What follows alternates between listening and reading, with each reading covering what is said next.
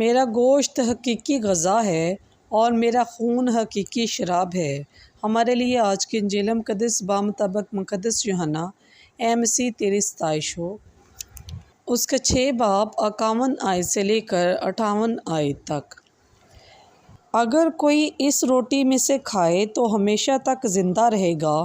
جو روٹی جہاں کی زندگی کے لیے میں دوں گا وہ میرا گوشت ہے۔ پس یہودی آپس میں یوں کہہ کر تکرار کرنے لگے کہ یہ اپنا گوشت ہمیں کیوں کر کھلانے کو دے سکتا ہے۔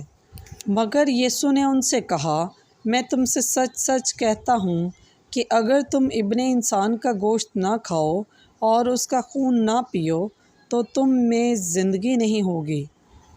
جو میرا گوشت کھاتا اور میرا خون پیتا ہے وہ ہمیشہ کی زندگی رکھتا ہے اور میں اسے یوم آخر میں پھر زندہ کروں گا، کیونکہ میرا گوشت حقیقی غذا اور میرا خون حقیقی شراب ہے۔